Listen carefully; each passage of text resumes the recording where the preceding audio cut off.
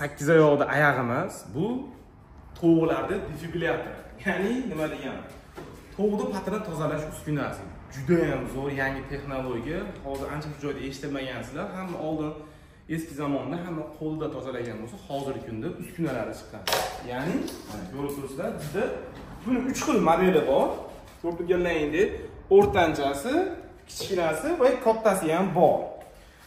Bu uskunalarimiz tovuq, g'oz, o'rdek, shunga o'xshagan parrandalarni tukuni, ya'ni patlarini tozalab lissi qilib beradi noldan.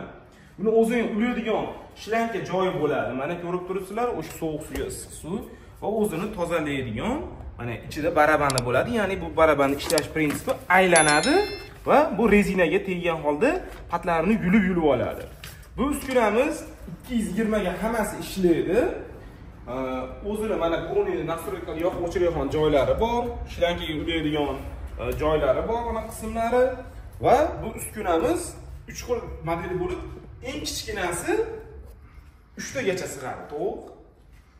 O'rtanchasi 4 tagacha va kattasi 5 tagacha. Bitta solinganda o'rtacha 10 minut, 15 minut vaqt oladi tozalab olishga. Bu uskunalarimizni narxiga keladigan bo'lsak, eng kichkinasi $100 qilib beramiz hozirgi kunda. O'rtanchasini 300 va eng kattasini $400 qilib beramiz.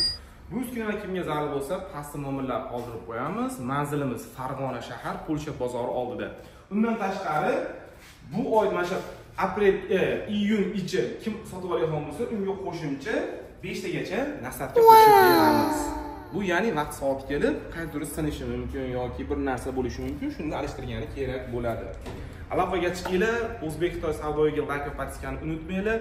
Kommentariyada yozib qolinglar, keyingi mahsulot, keyingi uskunani qaysi sizlarga obzorini qilib beraylik. Sog' va salomat bo'linglar.